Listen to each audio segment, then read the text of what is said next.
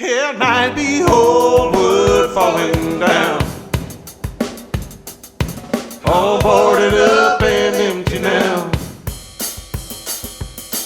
I can't believe that world is gone. These are parts that I 3D printed to make the 1/48th or gaming scale corner ruins of a building.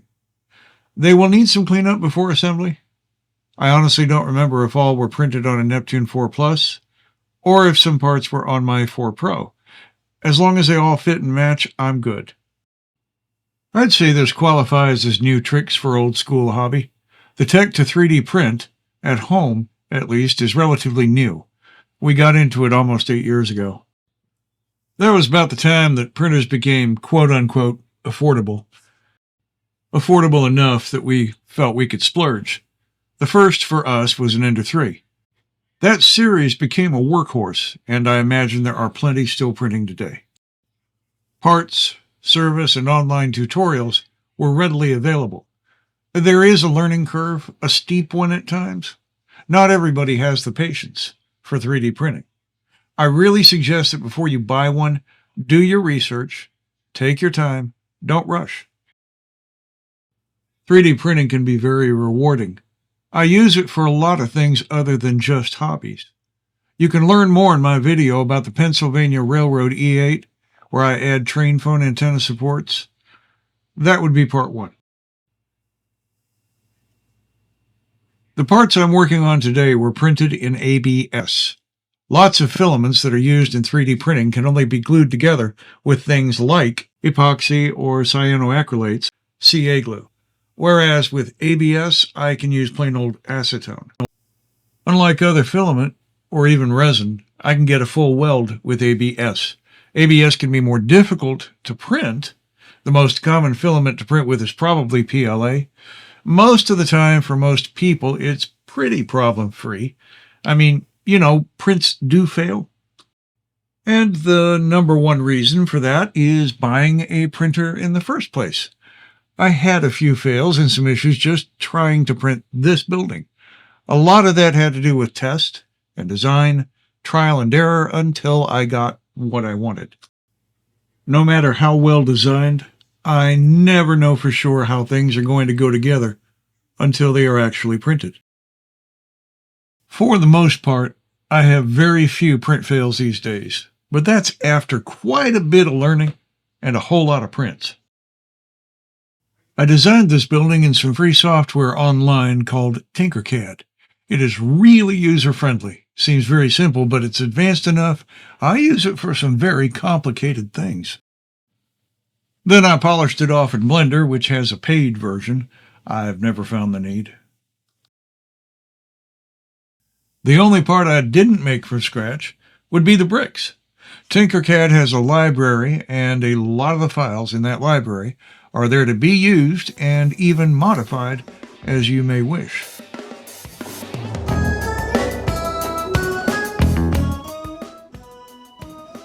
I think that I've demonstrated cleanup pretty thoroughly, so maybe it's time to move on to assembly. Acetone. I didn't always know how versatile this liquid is.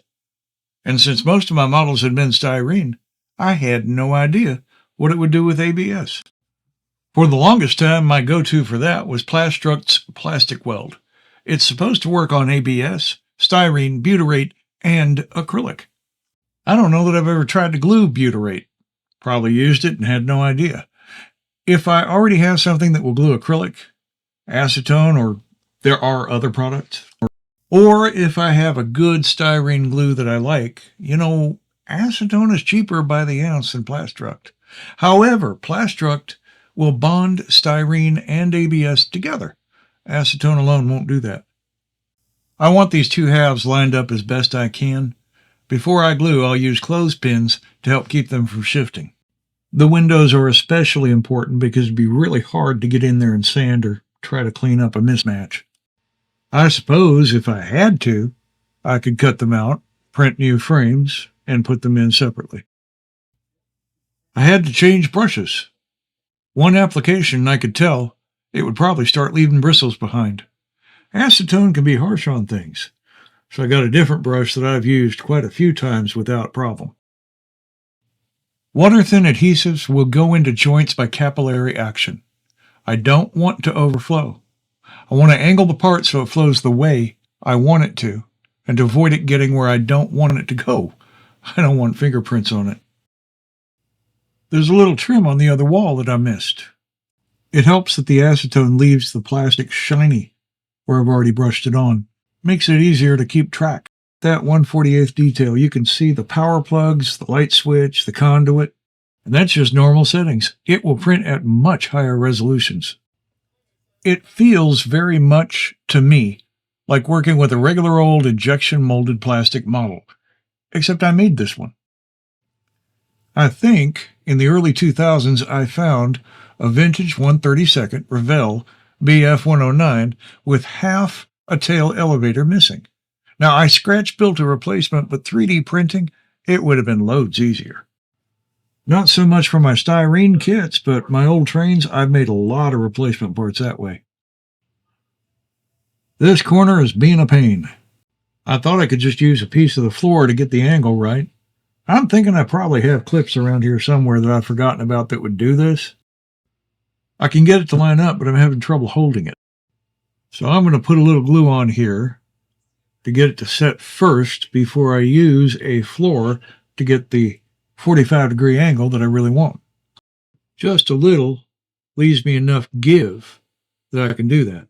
I honestly don't know that I've ever timed it. The acetone, most water-thin adhesives dry very quickly. There are exceptions.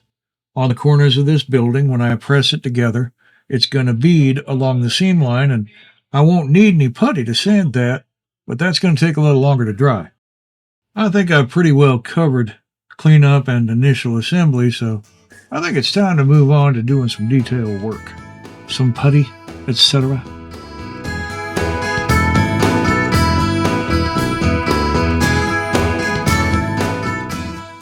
Just a preview, I 3D printed those tanks as well. I didn't design them. I added the details and battle damage. Shooting for 1/48th and bolt action scale.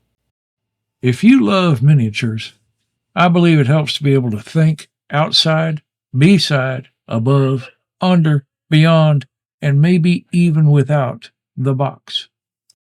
In other words, adapt. A willingness to get one's hands dirty can help too. I have gloves. I hate gloves. I almost always have a soft brush of some kind around. I hate sanding. I never have liked it. I have plenty of tools to do it. I try to build in such a way as to sand as little as possible. One trick to achieve that goal is to brush putty in place. Where these walls are broken, I don't want them smooth anyway. I can texture the application.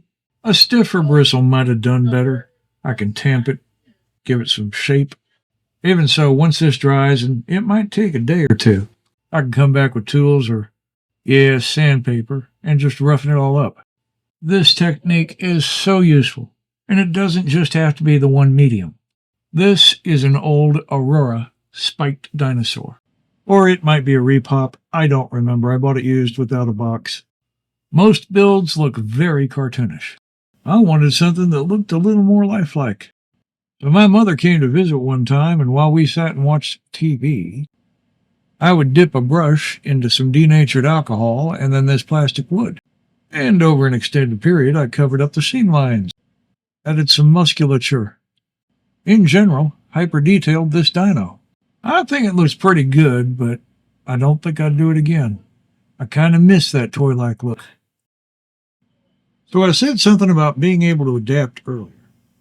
When it comes to 3D printing, there is one area where I have not adapted well. Although I have done some opaque printing that I can light, I have not mastered clear printing. At least not crystal clear. I'm certainly not up to making canopies yet. On the sidewalk right here, you can see that I'm going to freehand a little bit of rubble out of putty. If I do more with this piece, I can add more later. As always, I'm looking to achieve a reasonable facsimile of the thing that I am portraying. For me, good is often good enough. Some of you may remember that a long time ago, a company named Marx was known for making rugged plastic playsets. Among them was one simply named Battleground. Scattered parts of this popular playset would show up all over friends' houses, yards, second-hand stores, pretty much wherever. There were plastic army men, barbed wire, landing craft, but my favorites were the ruins. This building inspired me, but it had a flaw. It was a false front, hollow. I tried any number of ways to make the inside wall look full. Not one of them was successful. Early inspirations like this led to what you're seeing today. I don't have to make that wall full. I can make my own. Of course, even then, there were other ways. I read Shepard Payne's tips. I know I could have used basswood, but I didn't have the tools or the know-how until I was much older.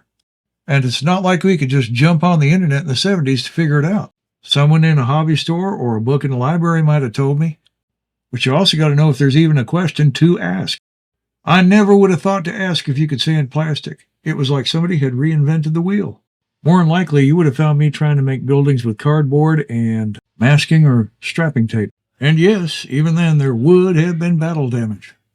It's time to finish up the other wall so I can let it sit, let the putty dry. I'll come back and rough them up. Gives me a chance to get caught up and clean up the work area a little.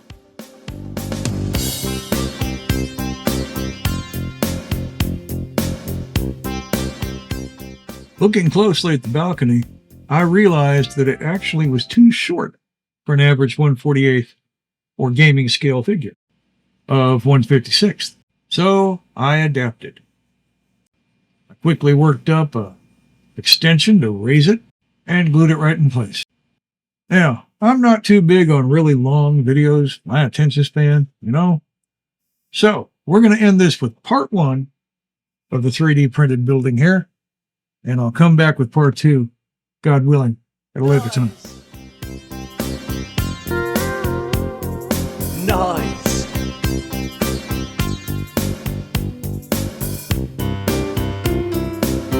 It don't concern us at all.